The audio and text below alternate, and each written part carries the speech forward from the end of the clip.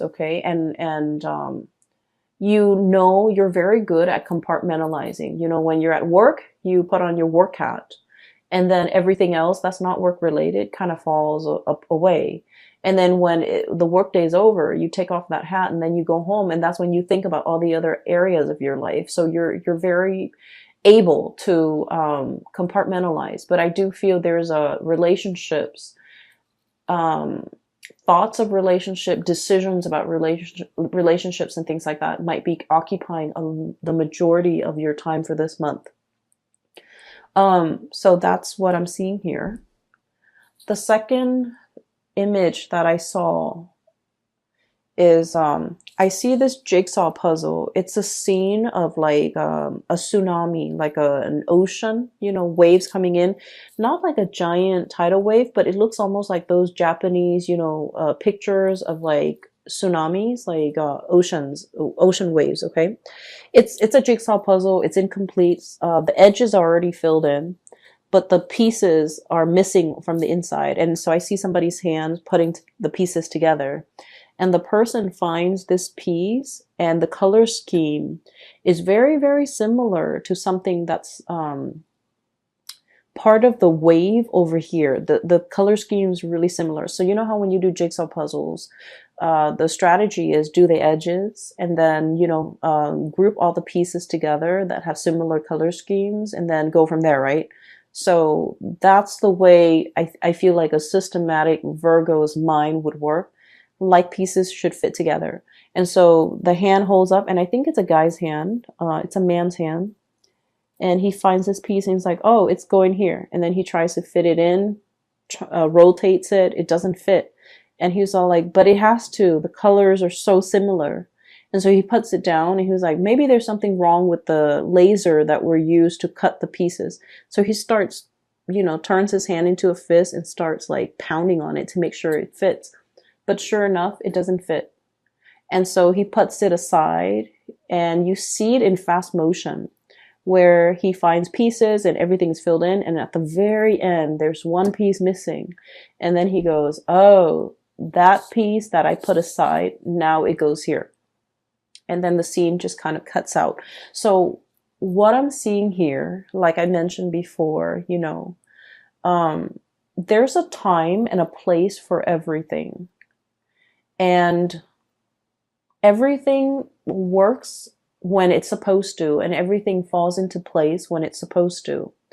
If we, you know, try to change that logic and try to fit something where it doesn't belong, and we try to stomp it and pound it in, it's still going to resist. Okay, so I definitely feel like there was something that you thought was really right, like in your hearts of hearts, in your mind, no matter how much you mull it over, you're just like, it's perfect. It has to work. It has to work.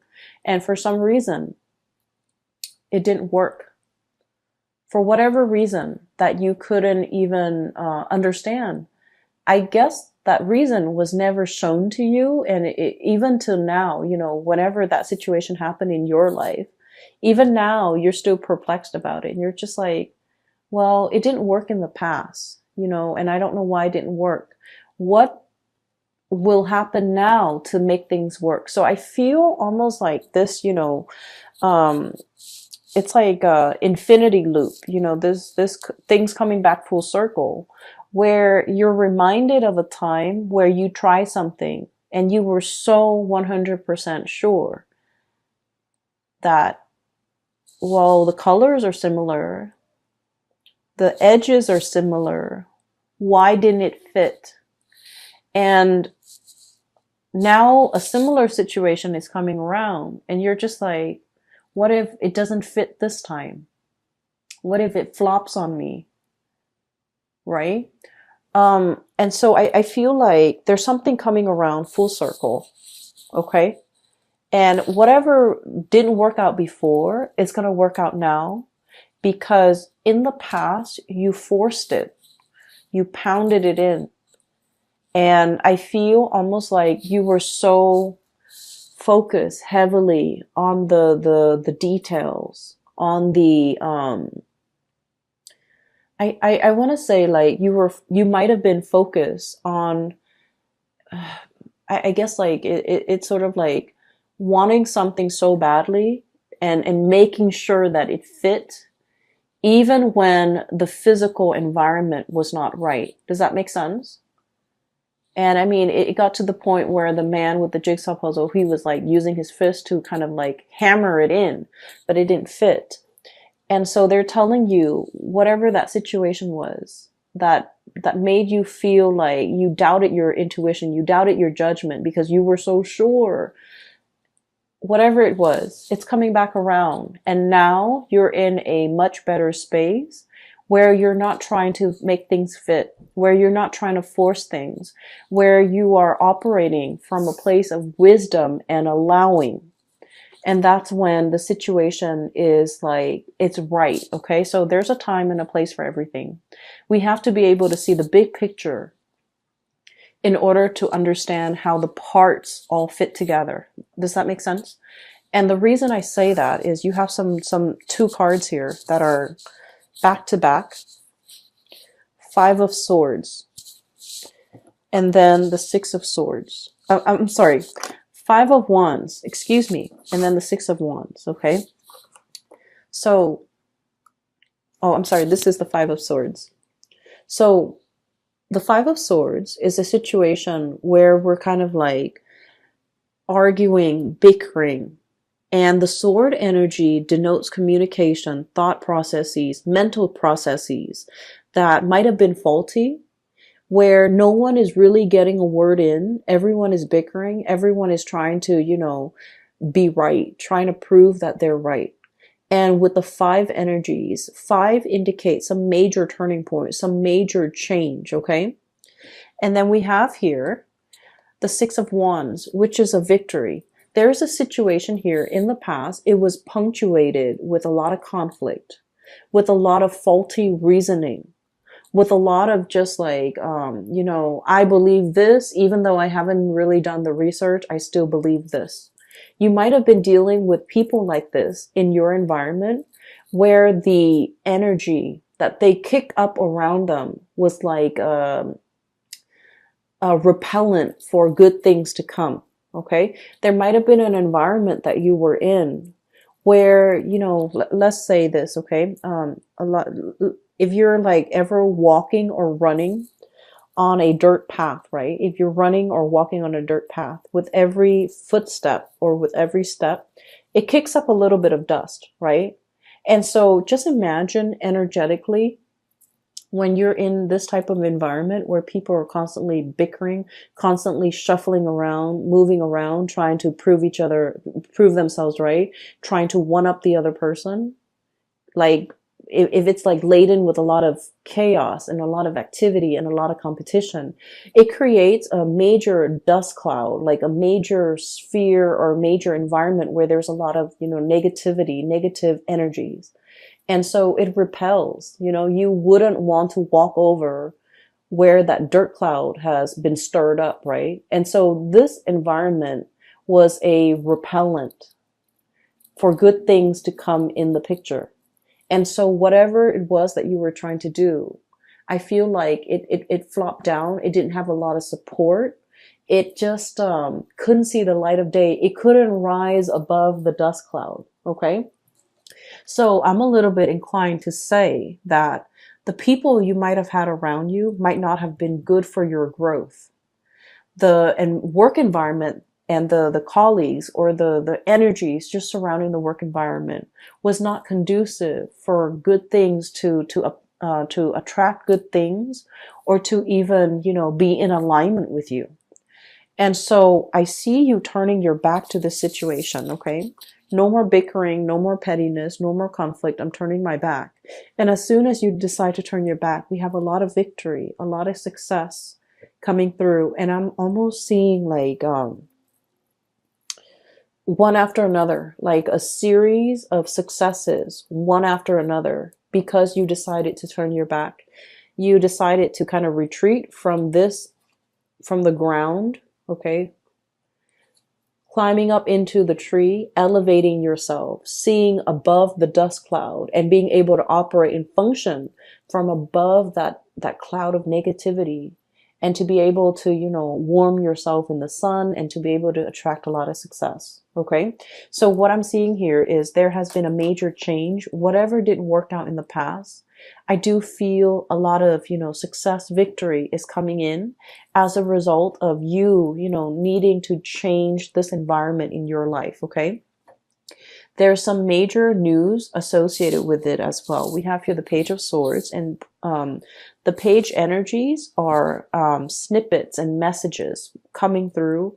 And I do feel like resolution, okay, like wanting to make a decision, but not having all the information, waiting on communication from another source so that you can decide which option to go with. Okay. So I do feel for many of you, there's some major swift communication coming through this month in order to splice through that dust cloud and to be able to let things settle and for you to decide on major changes in your life. Okay. And what I'm seeing as well for many of you, this is like leaving troublesome friendships, colleagues, petty people, I would say, argumentative, petty people, people who are just like, what's funny is I don't see gossip and slander and things like that. I don't see that in here. I just feel with this Five of Swords, it's like people who constantly want to be right, who have their daily agenda is just wanting to prove themselves right, wanting to show other people how smart they are, and things like that. Okay, so I feel like you're turning your back away from this.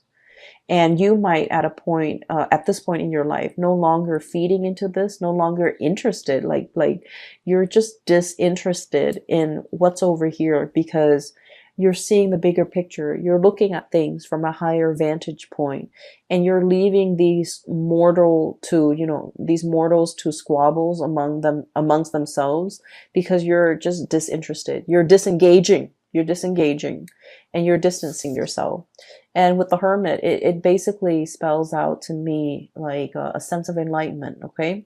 Not being bogged down with the material things that at the end of the day don't really matter, but operating from a higher vantage point, okay?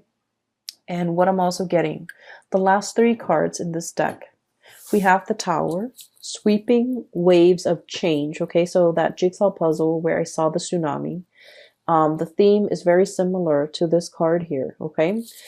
What I'm feeling here is, I pulled out this card earlier to clarify what the Tower represents. And this card to me is about manifestation, is about, it's almost like, thinking whether or not we have the capabilities and the skills and the know-how and the ability to do something. I feel like whatever that situation was in the past that you failed at, or you felt like, I was so sure, why didn't it work out? It made you doubt yourself. I feel like it humbled you, but in a way, it made you feel like you doubted yourself. It made you feel like you couldn't manifest. It made you doubt your capabilities. And so what's coming through in the process here is you have a lot of skills and a lot of talent. And I feel like this environment here did not give you an opportunity to shine. It did not honor your growth potential. It was not conducive for growth. It was not conducive for you to utilize your full talent, to display all your skills, all your assets, it just like, it stifled your growth almost, okay? And so there is a huge sweeping change coming into the picture. So this is a mermaid here, Five of Cups, okay? Wondering about something that, like a missed opportunity, okay? Longing for something that's no longer in the picture. But I see this as like a scorched earth, okay? This is a mermaid. And the classical like depiction of a mermaid is it has a body of a fish and a head of a woman, right? This is the opposite. This is a situation where this animal has to adapt to its environment, you know. It's not happy. It still like has a head of a fish. It wants to be in the sea.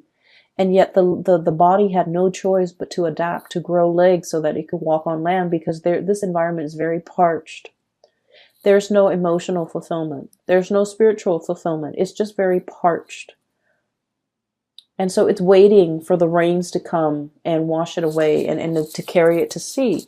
And that's what I feel is coming here with the tower. Sweeping changes, this big tsunami coming in and carrying you back into the sea where you can, you know, resume your form as a mermaid.